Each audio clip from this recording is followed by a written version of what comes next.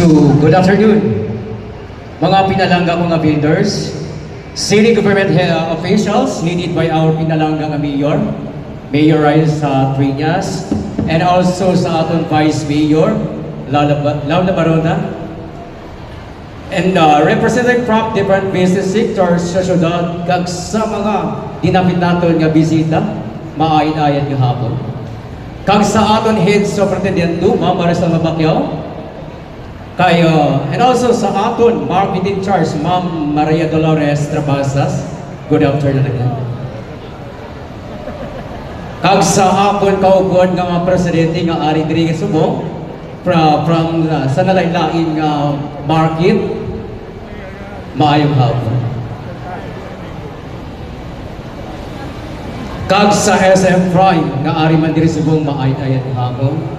Kag sa akon mga officers dira sa likod nga nag-support sa buong hapon, thank you so much sa pag-support.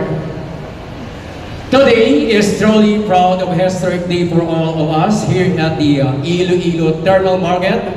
After months and even years of anticipations, we finally stand inside this beautiful modern market that will serve as the new home of our hardworking vendors and a new destination of our beloved customers. On behalf of the Iloilo Terminal Market Vendors Association, I would like to express our heartfelt gratitude to the city government of Iloilo, the local economic enterprises office, and to everyone who worked tirelessly to make this project possible. We especially thank former Mayor Jeremy Triñas, palakpakan natin, for his vision in pursuing the modernization of our public market, and also sa ating pinalanggang na Mayor Raisa Triñas, palakpakan natin, di ba? For her continued commitment to see his dream come to life.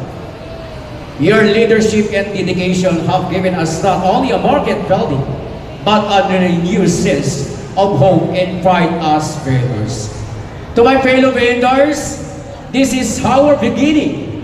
Let us take care of his market, maintain its cleanliness, and continue to serve our customer with honesty, warmth, and the true Ilonggo spirit of harbor. Together, let us make the Iloilo Terminal Market a model of excellence, a symbol of progress built on unity, discipline, and trust.